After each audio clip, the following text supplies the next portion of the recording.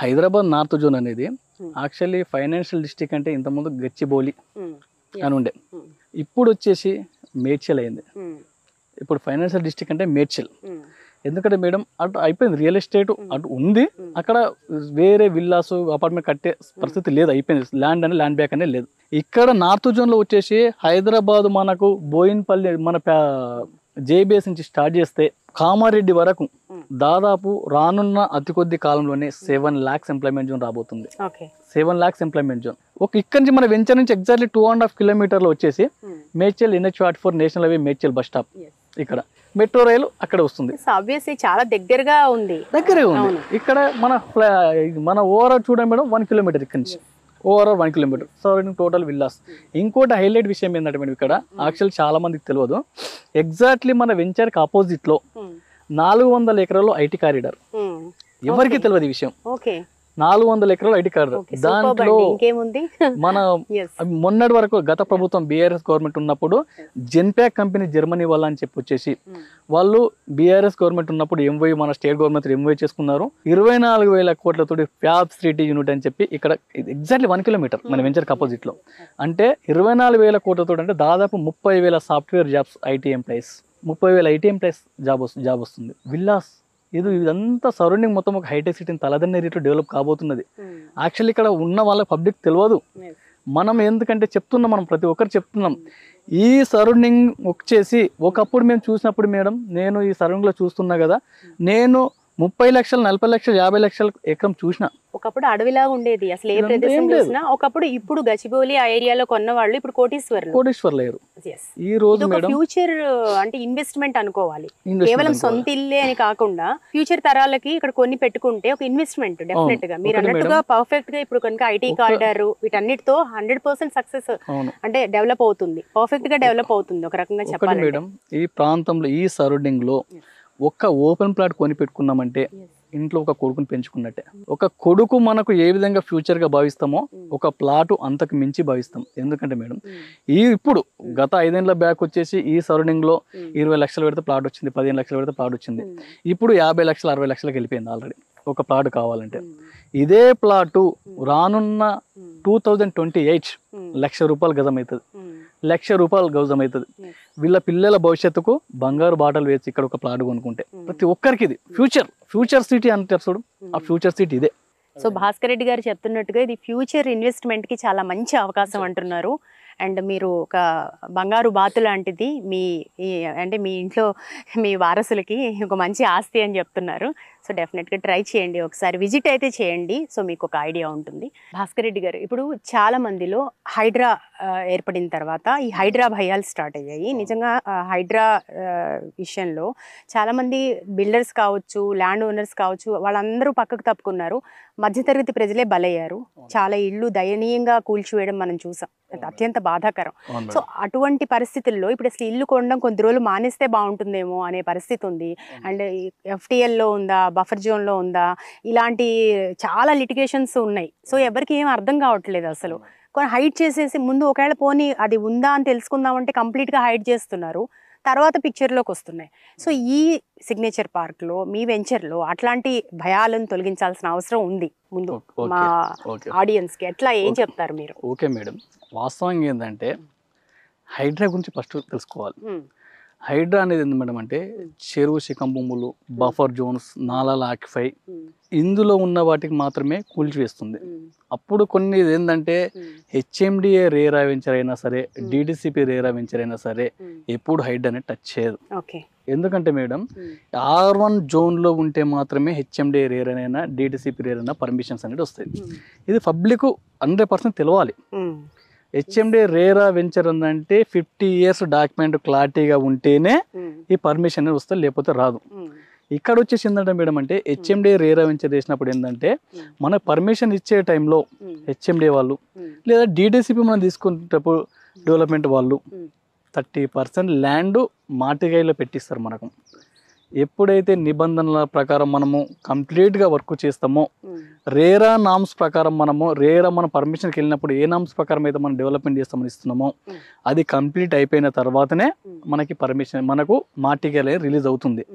మనం ఎగ్జాంపుల్ 25 ఎకరాల ల్యాండ్ ఉంది మేడం, దీంట్లో 30% ల్యాండ్ హెచ్ఎండే దగ్గర ఉంటుంది. ఇప్పుడు మొన్న రీసెంట్గా మనకు ఇక్కడ మన మాటికి రిలీజ్ అయిపోయింది. ఎందుకంటే హెచ్ఎండే రేరా నిబంధనల ప్రకారం మనము డెవలప్మెంట్స్ అనేటి రోడ్లు, drainage, electricity all total complete ఒక పబ్లిక్ వచ్చి డైరెక్ట్ ఇల్లు నిర్మించుకొని ఉండే విధంగా మనం డెవలప్మెంట్ కంప్లీట్ చేస్తామో అప్పుడే హెచ్ఎండే మార్టిగేజ్ అనేది రిలీజ్ చేస్తుంది, అప్పటివరకు చేయదు. అయితే ఈ హైడ్రా అనేది వచ్చేసి ఏంటంటే మేడం, ఇటీవల నగరంలో ఇది ఒక చాలా బాధాకరమైన విషయం అది. ఎందుకంటే చాలా మంది నిరుపేదలు గూడు కోల్పోయారు. వాళ్ళు ఏదో కోటి ఆశలతోటి పైసా కూడగట్టుకొని ఇండ్లు కొనుగోలు చేశారు. కానీ కొన్ని సందర్భాల్లో గవర్నమెంట్ తీసుకున్న నిర్ణయం ఒకవైపు మనం మంచిది అనుకోవచ్చు, ఒకవైపు పాపం పేదలను చూస్తే మనము కొంచెం వాళ్ళకి జాలి పడాల్సిన విషయమే. ఎందుకంటే చాలామంది హైదరాబాద్ సరౌండింగ్లో వచ్చేసి మన హైదరాబాద్లో గ్రేటర్ హైదరాబాద్ పరిధిలో, బల్దియా పరిధిలో చాలా చెరువులు ఆక్యుపై చేశారు. చెరువులను కబ్జా చేసి ఇండ్లు కట్టారు, అపార్ట్మెంట్లు కట్టారు. ఇప్పుడు ఒక చిన్న పావు గంట సేపు ఒక 30 minutes 25 minutes భారీ వర్షం పడిందంటే హైదరాబాద్లో ఉన్న కాలనీలన్నీ జలమయం అయిపోతున్నాయి. దానికి అందరి కారణం ఎవరు మేడం? ఈ చెరువులను నాలాలను కబ్జాలు చేయడం వల్లనే కదా. వాటన్నిటిని మళ్ళీ క్లియర్ చేయడానికి హైడ్రాని తీసుకువచ్చారు. ఈ హైడ్రా భయం అనేది వాస్తవంగా హైదరాబాద్ తీసుకున్న నిర్ణయం 100% మంచిదే. కానీ పేదలను చూసి కొంచెం జాలి పడాలి మనం 100%. ఎందుకంటే ఇప్పుడు రీసెంట్ గా హైడ్రా పోలీస్ స్టేషన్ కూడా స్టార్ట్ అయింది. ముందు ఉండబోతున్నారు అనే దానికి ఒక ఎగ్జాంపుల్. సో అందుకని ఇప్పుడు ఇంకా సీరియస్ గా అందరు దృష్టి సారించే అవకాశం ఉంది. ఎందుకంటే న్యాయపరమైన చిక్కులు ఏమైనా ఉన్నాయా ల్యాండ్స్ కి సంబంధించి? యాక్చువల్లీ ఇప్పుడు పర్మిషన్స్ కూడా కొంచెం స్ట్రిక్ట్ గానే వస్తున్నాయి మేడం.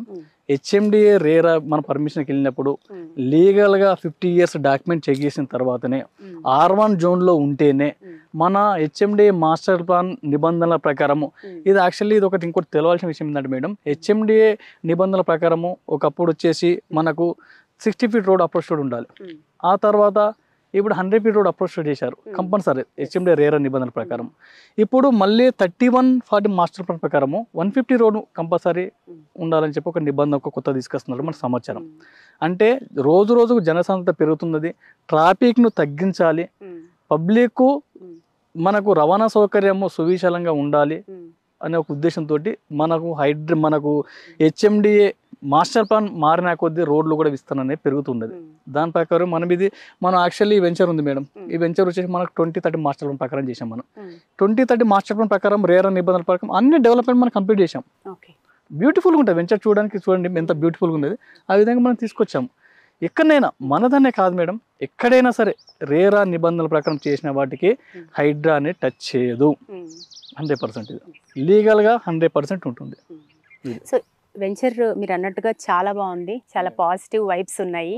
మీరు ఎట్లా అయితే మధ్యతరగతి ప్రజల కోసం ఆలోచిస్తున్నారో అండ్ మీరు మొదటి నుంచి చెప్తున్న దాంట్లో కూడా ఒక కనెక్టివ్ ఉంది, ఒక ఎమోషనల్ టచ్ ఉంది. ఎందుకంటే మేము మధ్యతరగతి ప్రజల కోసం ఆలోచిస్తున్నాం, వాళ్ళు ఎప్పటికీ ఇల్లు కట్టుకోవడం అనే ఆ కళని మేము నిజం చేయాలనేదే మా తాపత్రయం. కాబట్టి మేము మీరు చుట్టుపక్కల విల్లాస్ కూడా 2 కోట్లు 3 కోట్లు వరకు ఉంటున్నాయి, కానీ మేము 1.5 లోనే ఇస్తున్నాం. ఆ తర్వాత కూడా ఆఫ్టర్ 25 members తర్వాత కూడా అని. సో ఈ ఎమోషనల్గా మీరు చెప్తున్నారు, చాలా బాగుంది. కానీ ఒక ల్యాండ్కి సంబంధించి కొన్ని లిటిగేషన్స్ ఇష్యూస్ చాలా వింటున్నాం ఈ మధ్య. ఎవరో ఒకరు ల్యాండ్ కొంటున్నారు, తర్వాత ల్యాండ్ ఓనర్స్ వచ్చి ఇది మాది అని. సో ఇట్లాంటి ఈ న్యాయపరమైన చిక్కుల గురించి కొంత మీరు సందేహాలు తీర్చాల్సిన అవసరం ఉంది.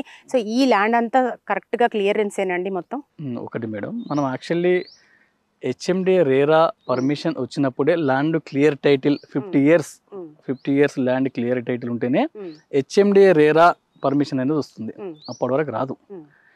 మనం హెచ్ఎండిఏ పర్మిషన్కి వెళ్ళినప్పుడు ఏమవుతుందంటే మేడం, మనం పర్మిషన్కి వెళ్ళినప్పుడు ఈ సరౌండింగ్లో మున్సిపాలిటీ గ్రామ పంచాయతీ నోటీస్ వేస్తారు. ఆ ల్యాండ్ మీద ఏమైనా సందేహాలు ఉన్నాయా అని చెప్పి ఎవరైనా దీని మీద అబ్జెక్షన్ తెలుపొచ్చు. అది ఏం తెలుపనప్పుడు మాత్రమే మన పర్మిషన్ వస్తుంది, అప్పటి వరకు రాదు. ఒకటి. ఇంకోటి R1 జోన్ అంటే రెసిడెన్షియల్ జోన్. ఇప్పుడు జోన్లు వచ్చేసి మొత్తము మన మాస్టర్ ప్లాన్ ప్రకారం 24 జోన్లు ఉన్నాయి. దాంట్లో R1 జోన్లో ఉంటేనే హెచ్ఎండిఏ రేరా పర్మిషన్ వస్తుంది, లేకపోతే రాదు.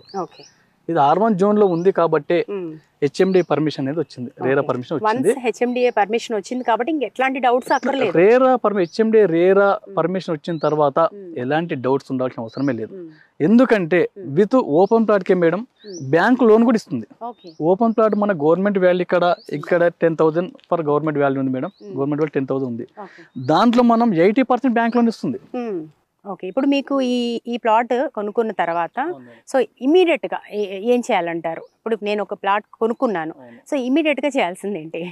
మీరు యాక్చువల్లీ ఒకవేళ మీరు బ్యాంక్ లోన్, ఇప్పుడు ఎగ్జాంపుల్ ఐటీ ఎంప్లాయీస్ చాలా మంది ఉన్నారు madam, IT troubles, IT cut అవుతుంటే వాళ్ళు చాలా మంది ఏమవుతుందంటే, ఇంకోటి చెప్పాల్సిన విషయం ఏంటంటే, చాలా మంది హైదరాబాద్లో వచ్చేసి మన సిటీలో ఉన్న చాలా ఐటీ ఎంప్లాయీస్ వీళ్ళకి ఐటీ కట్ అవుతుంది కదా, ఐటీ కట్ కాకుండా ఉండడానికి అపార్ట్మెంట్లలో ఇన్వెస్ట్మెంట్ చేస్తున్నారు. ఇక్కడ ఒక చాలా పబ్లిక్, చాలా ఐటీ ఎంప్లాయీస్ తెలియని విషయం ఏంటంటే, అపార్ట్మెంట్లలో ఇన్వెస్ట్మెంట్ చేస్తే రిటర్న్స్ అనేవి రావు. ఎప్పుడు 90% భూమి కన్న తల్లి లాంటిది, కన్న తల్లి లాంటిది. రోజు రోజుకు ఒక కన్న తల్లి నా కొడుకు ఏ విధంగా డెవలప్మెంట్ కావాలి అనే ఒక ఉద్దేశంతో ఆలోచిస్తుందో, భూమి కూడా అదే విధంగా అదే ఆలోచనలోనే ఉంటది. ల్యాండ్ కొని పెట్టేవాళ్ళు. ఎందుకంటే ల్యాండ్ అనేది రోజు రోజుకు మన వాల్యూస్ అనేది పెంచుతూనే ఉంటుంది. ఇక్కడ మేడం చాలా మంది ఐటీ ఎంప్లాయీస్ తెలియని విషయం ఏంటంటే, అపార్ట్మెంట్లు కొనకండి. నా ఉద్దేశం అంటే నేను ఓపెన్గా చెప్తున్నా, అపార్ట్మెంట్స్ అనేది కొనుగోలు చేస్తే మీరు మళ్ళీ రీసేల్ ఏదన్నా ఒక 4 ఏళ్ళ తర్వాత 5 years తర్వాత మళ్ళీ సేల్ చేసుకోవాలనుకుంటే రిటర్న్స్ అనేటివి రావు. అదే ఓపెన్ ప్లాట్స్ మీద అయినా మా దగ్గర కొనాలని చెప్పట్లే, ఎక్కడ ఓపెన్ ప్లాట్స్ మీద హెచ్ఎండిఏ రేరా పర్మిషన్ ఉన్న వెంచర్లో ఎక్కడ కొనుగోలు చేసినా ఈ రోజు మీరు ఒక 10,000 ఎగ్జాంపుల్ ఒక 10,000 పెట్టి గదం తీసుకుంటే విత్ ఇన్ అదే 4 years వరకు దాదాపు 60-70 గదం అవుతుంది. 100% మనం చూస్తూనే ఉన్నాం అన్ని. ఇప్పుడు మన చుట్టుపక్కల అన్ని చూస్తూనే ఉన్నాం. ఎగ్జాంపుల్ మేడం, ఇక్కడ అవుటర్ పక్కనే మేము వచ్చేసి మైపీ లజ్గిరి అని చెప్పి ఇక్కడ వెంచర్ చేసాం ముందునే. అక్కడ దాని పక్కనే మేము అంత ముందు పేరం సిటీ అని వెంచర్ చేసాం. అక్కడ అందులో మేము స్టార్టింగ్ వచ్చేసి 2019 7,000 ఫర్ స్క్వేర్ యార్డ్ మేము, ఈ రోజు 40,000 విత్ ఇన్ 5 years. అంటే ఆ రోజు 7,000 కొనుగోలు చేసిన వాళ్ళు ఈ రోజు 40,000 సేల్ చేసుకుంటున్నారు మేడం. అదే 2019 లో ఒక అపార్ట్మెంట్ 40 లక్షలు పెట్టి ప్లాట్ కొంటే అదే 40 lakhs ఉండొచ్చు, లేకపోతే 30 lakhs రావచ్చు, కానీ పెరగదు కదా. ఎవరైనా సరే ఎవరైనా ఒక ప్లాట్ హెచ్ఎండి రేరా వెంచర్లో ఒక ప్లాట్ కొనుగోలు చేసి పెట్టుకున్నారంటే వాళ్ళ పిల్లల పేరు మీద ఒక ప్లాట్ తీసుకు పెట్టుకోండి. వాళ్ళు స్టడీకి ఉపయోగపడుతుంది, వాళ్ళ పిల్లలకు చదువులకు ఉపయోగపడుతుంది, వాళ్ళ పిల్లల స్టడీకి ఉపయోగపడగా వాళ్ళ చదువులకు వీళ్ళ పెళ్ళిళ్ళకు చేయడానికి కూడా అదే ప్లాట్ వాళ్ళు తీస్తుంది. ఎలాంటి తల్లిదండ్రులు ఎలాంటి భయభ్రాంతులకు గురవాల్సిన అవసరం లేదు. నాకు ఈ ప్లాట్ ఉంది, ఈ ప్లాట్ తోటి నా పిల్లల స్టడీ అయిపోతుంది, పెళ్ళి అయిపోతుంది, హ్యాపీగా మా అబ్బాయికి పెళ్లి చేస్తే ఈ ప్లాట్ను చూసి మంచి పిల్లల్ని కూడా చేసుకోవచ్చు అనే ఒక విధానం వచ్చింది ఇప్పుడు పబ్లిక్లో. అందుకే ల్యాండ్ అనేది అంత వాల్యూ అయినది. విధంగా ఈరోజు బంగారం దొరుకుతుంది. బంగారం చాలా మంది బంగారంలో ఇన్వెస్ట్మెంట్ చేస్తున్నారు. బంగారాన్ని దొంగలు ఎత్తుకపోవచ్చు, కానీ ల్యాండ్ ఎవరు ఎత్తుకపోరు, అక్కడే ఉంటుంది, మన వాల్యూ పెంచుతూ ఉంటుంది. అది సో భూమి మీద ఇన్వెస్ట్ చేయాలి, ల్యాండ్ మీద ఇన్వెస్ట్ చేస్తే చాలా మంచిది అని చెప్తున్నారు. ఒక మంచి సలహా ఇస్తున్నారు భాస్కర్ రెడ్డి గారు. భాస్కర్ రెడ్డి గారు, ఇక్కడ బ్యాంక్ లోన్స్ కి సంబంధించి అందరి దగ్గర నెట్ అమౌంట్ ఉండదు, ఖచ్చితంగా బ్యాంక్ లోన్ కి వెళ్లాల్సిందే. సో దట్ బ్యాంక్ లోన్ గురించి చెప్పండి. ఏమైనా మీకు ఏమైనా బ్యాంక్ అప్రూవల్స్ ఏమైనా ఉన్నాయా? ఓకే మేడం, యాక్చువల్లీ మనకు వచ్చేసి నేను ఇంతకుముందు మీకు చెప్పాను కదా మేడం, ఈ ఐటీ ఎంప్లాయీస్ అందరికీ ఇక్కడ బ్యాంక్ లోన్ పర్పస్లో హెచ్ఎండి రేరా వెంచర్ అంటే హెచ్ఎండి రేరా వెంచర్లో బ్యాంక్ లోన్ 100% వస్తుంది. గవర్నమెంట్ వాల్యూ మీద 80% వరకు మనం బ్యాంక్ లోన్ తీసుకుంటున్నాం. అయితే ఇక్కడ వచ్చేసి ఏంటంటే మనం ఇప్పుడు కన్స్ట్రక్షన్కి వెళ్ళిపోయాం ఆల్రెడీ, విల్లా కన్స్ట్రక్షన్కు. దీనికి మనము ఓపెన్ ప్లాట్ కన్స్ట్రక్షన్ రెండు కలిపి మనం లోను అప్రూవల్కి వెళ్తున్నాము.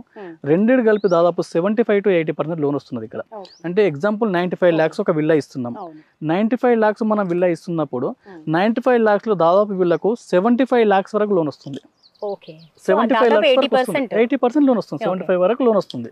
అంటే ఇంకేముంది, వాళ్ళు మంత్లీ ఐటీ ఎంప్లాయీస్ అందరు లక్షల సాలరీ ఉంటే ఎగ్జాంపుల్ వాళ్ళు మంత్లీ కట్టుకోవచ్చు. ఒక 20 years 25 years పెట్టుకుంటారు, వాళ్ళు మంత్లీ కట్టేసుకుంటూ ఉంటారు. కానీ అదే వీళ్ళ ఇప్పుడు 95 lakhs వాళ్ళు 80% లోన్ పెట్టి తీసుకుంటున్నారు కదా, విత్ ఇన్ ఒక 3 years అయిపోయే వరకు ఇదే 95 lakhs పెట్టి తీసుకున్న వీళ్ళ దాదాపు 3.5 కోట్లు 4 కోట్లకి వెళ్తుంది. ఇక్కడ అంత డిమాండ్ ఉంది. ఎందుకంటే ఈ రోజు 35,000 ఫర్ స్క్వేర్ యార్డ్ ఉన్న ల్యాండ్ వచ్చేసి విత్ ఇన్ మనకు 3 years లో వచ్చేసి 80 నుంచి 1,00,000 రూపాయలు గజం కాబోతున్నది. అందుకే రేట్ ఇక్కడ బ్యాంక్ లోన్ పెట్టి తీసుకుంటే మనం 75-80% లోన్ ఇస్తున్నాం, హ్యాపీగా తీసుకోవచ్చు.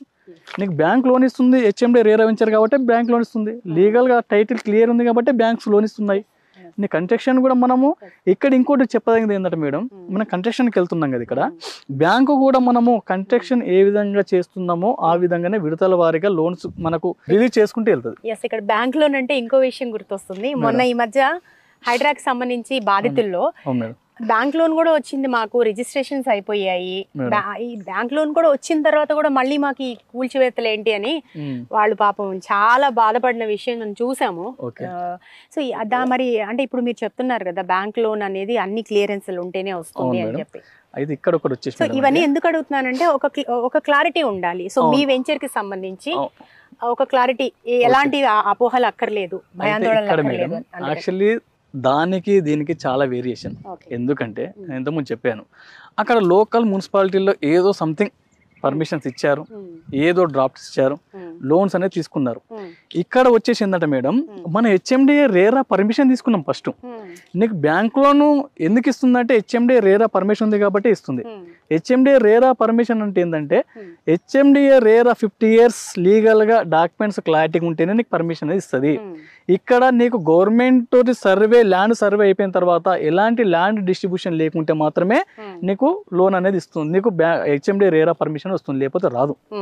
నీకు హెచ్ఎండిఏ రేరా పర్మిషన్ ఉంది కాబట్టి, హెచ్ఎండిఏ ఫైనల్ ఎల్పి కూడా వచ్చింది కాబట్టి, ఫైనల్ ఎల్పి వచ్చిన తర్వాతనే మనం కన్స్ట్రక్షన్స్కి పర్మిషన్కి వెళ్తున్నాం. ఇక్కడ ఎలాంటి భయాందోళన చెందాల్సిన అవసరం లేదు.